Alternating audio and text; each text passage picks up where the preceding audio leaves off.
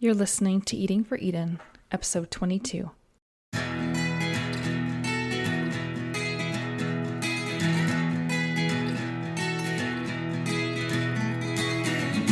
When it comes to doing something about climate change, your food choices matter. Thanks for tuning in to Eating for Eden, a podcast that takes a food-first approach to climate action. I'm your host, Jessica J. Schroeder, and I am passionate about food that tastes good and does good. I'll guide you with practical tips and help you thoroughly enjoy your food along the way.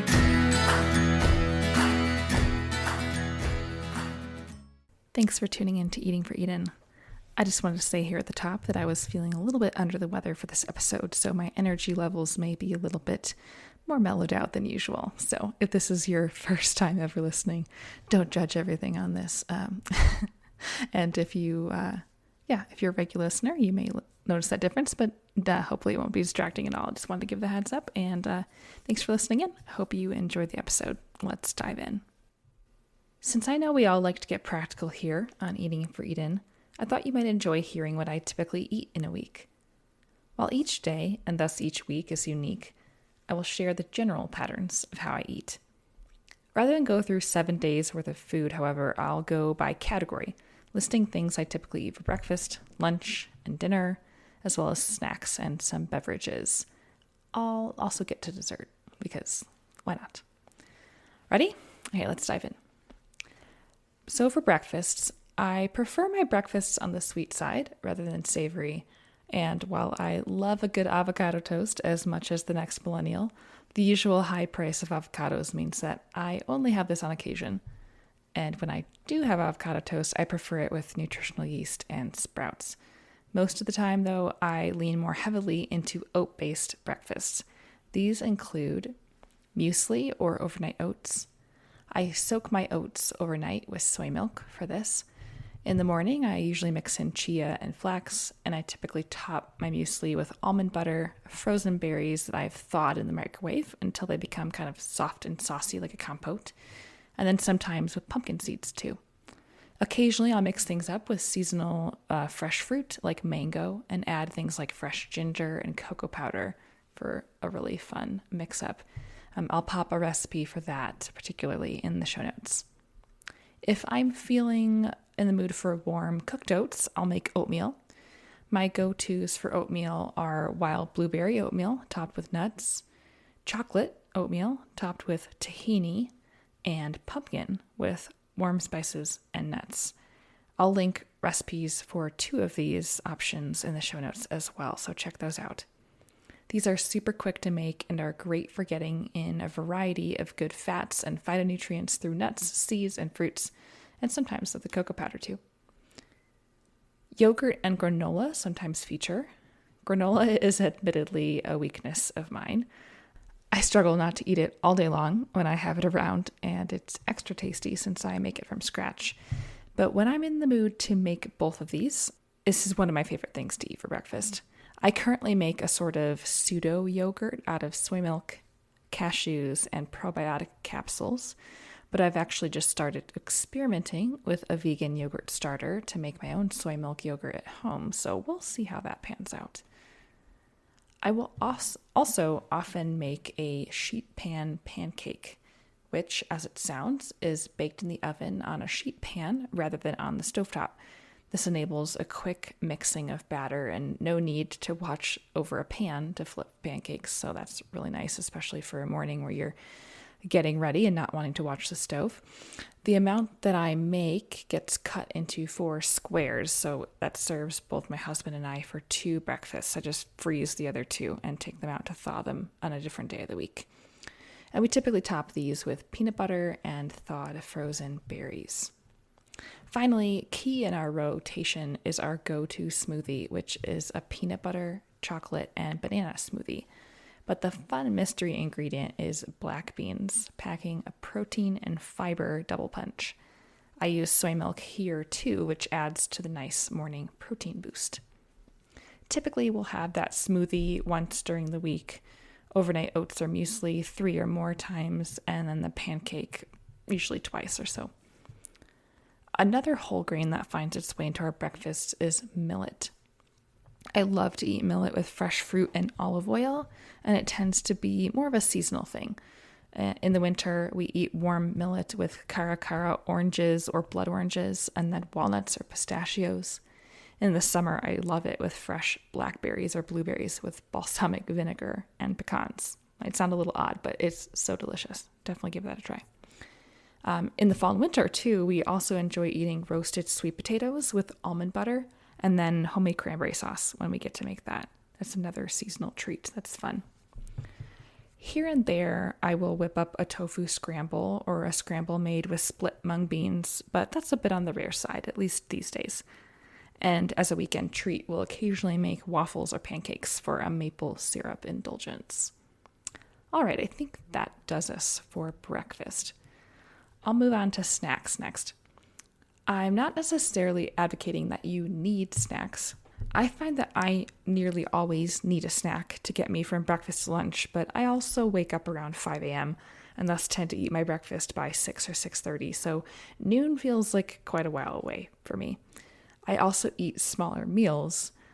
All this to say, if you're also typically in need of snacks, hopefully you get some fun ideas here. But if you don't currently snack, you don't have to start. For on-the-go snacks, we typically have a variety of things in the fridge and or freezer, such as energy bites, which we make with chickpeas, nut butter, dates, and such. Baked things like muffins or slices of banana bread. Breakfast cookies or snack bars of a similar nature that we just throw together and make at home. And then options like fresh fruit and homemade trail mixes of nuts and seeds and dried fruit. If I'm at home, I'll often make toast with nut butter and jam or toast with hummus. Sometimes I'll munch on a smoothie with fruit and veg. A favorite combo lately that I've been making has been mango, beets, ginger, and lemon. And sometimes I toss in acai or wild blueberries as well. For these snack smoothies, I'll make a larger batch to have around in the fridge for a few days and then just eat smaller amounts as I get hungry. Okay, on to lunches. Since lunches are typically leftovers from our dinners, I'll actually just move straight into the main meals. If you're ever browsing recipes on eatitandme.com, such meals that you could use for lunch and dinner will be categorized under mains or soups or salads. So for dinners and lunches. Dinners can range widely, especially depending on the season. We eat differently in the warm months, like the summer months, than we do in the colder winter months, partly for what our bodies crave and partly for the sake of energy use. For example, I don't want to heat up our home by roasting vegetables all summer long. Thus, I'll do a lot more light sautéing in the summer and more roasting in the winter.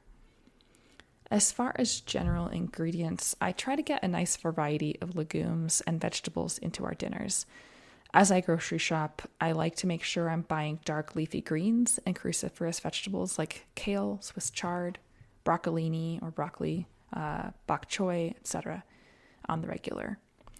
I also tend to keep some kind of salad green around. We typically bounce between arugula, which is also known as rocket, and mixed spring greens.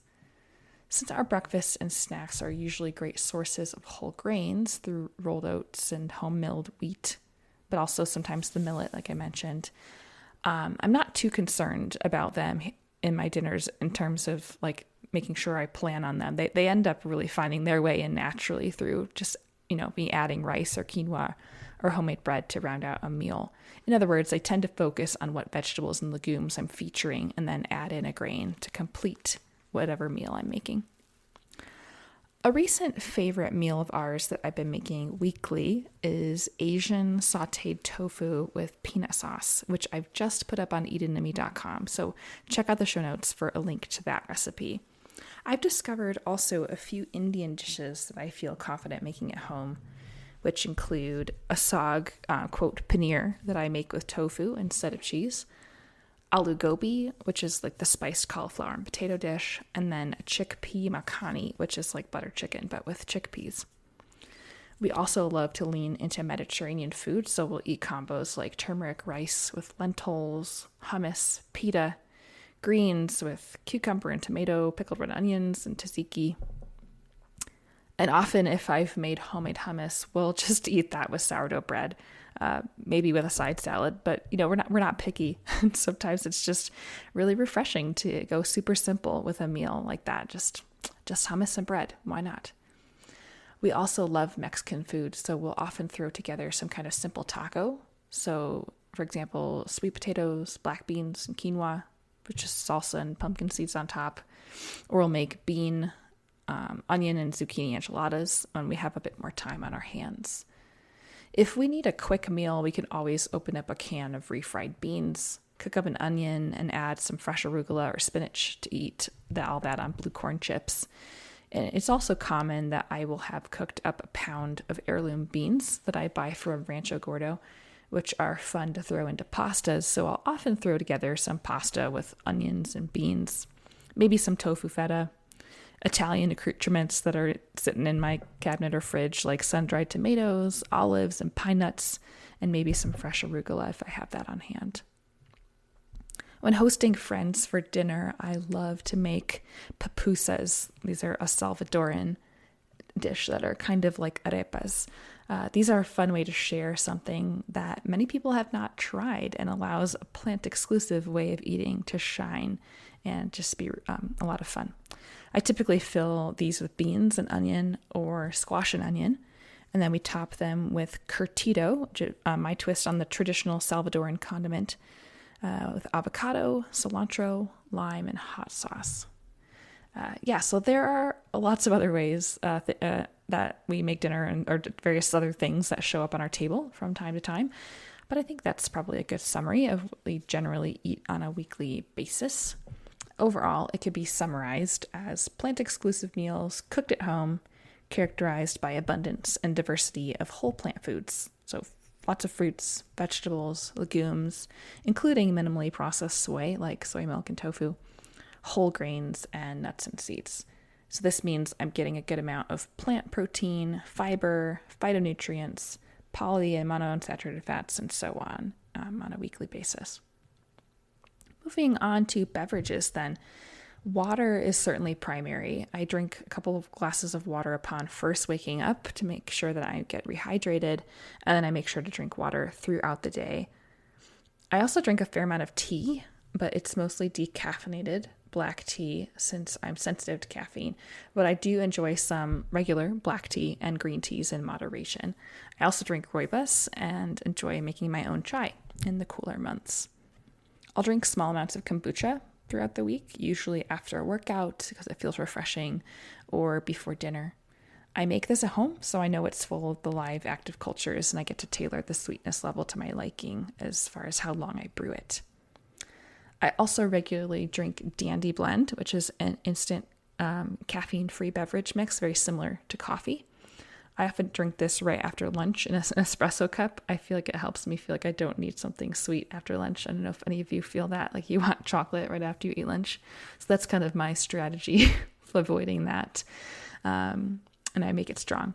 So I make it a small, little strong amount. And then sometimes I'll have that also with the Dandy Blend in the evening if we have a cookie for dessert. I drink decaf coffee on occasion when I'm out at a coffee shop, whether that's a pour over or an Americano or a specialty espresso drink with oat milk. As far as alcohol is concerned, I'll have a glass of wine a few times a week. We typically open one bottle of wine at the weekend and end up sharing it over the course of a few days. And then finally, let's touch on desserts because I know we all enjoy a little sweet thing. My husband and I both enjoy baking, and he is the one who makes cookies and brownies on the regular. So we treat our freezer like a time capsule. We put all the brownies and the cookies he makes into the freezer. It's a wonderful way to store baked treats away, both to keep them from going stale and keep yourself from grabbing them impulsively out of a tin or a pan on the counter. So I just find that really good strategy. And this also means that we are intentional about choosing these indulgences, thoroughly enjoying them rather than having any cause for regretting them. While we don't necessarily have dessert every single night, we probably have dessert more often than not. And we typically have home-baked treats like my husband's cookies or brownies, or we opt for some dark chocolate. Sometimes fresh seasonal fruit is a go-to. We just overall just tend to listen to our bodies and see whether we have room after dinner and see what sounds good. And I'll add that the treats that we bake at home are not overly sweet, and we also eat small portions. So that's one reason I think we feel okay about having them on the regular.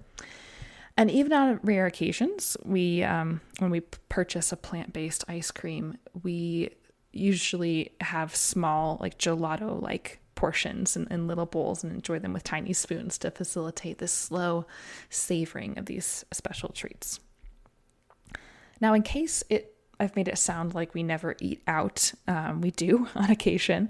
If we need a quick, affordable meal on the go, we nearly always choose Chipotle. I order a veggie burrito bowl with a tortilla on the side. I also get my guac on the side so I can apply it as I go. In my opinion, tastes more that way. I also don't eat all my food in one go at Chipotle, so I love how I always end up with leftovers. It's a great bang for buck, in my opinion, or at least in my experience. And certain seasons may call for more of this than others, but we typically don't do this weekly. Once a month or so, also, we'll go out for a nicer dinner, whether for a particular celebration or for a date night to connect on a deeper level. Well, that rounds us out here, and I hope that was at least interesting and perhaps helpful or inspiring for your own weekly meal ideas. If anything, I hope you'll check out the recipes linked in the show notes and browse others on the site as well. If you have questions or topics you'd like me to address here on Eating for Eden, I'd love to hear from you. Send an email to edenandme@substack.com. Also, if you've been enjoying this podcast, please consider leaving a review. It's a great help for getting these important words out to others. And if you want recipes, in addition to the ones I'm linking below, check out edenandme.com, where you can find a variety of delicious, healthy recipes to bring what you're learning into the kitchen. Finally, become an email subscriber on Substack to have new podcast episodes delivered directly to your email inbox. If you appreciate the work I'm doing and want to support the show, you'll also have the option of becoming a paid subscriber. That's all for now, friends. Until next time, be well.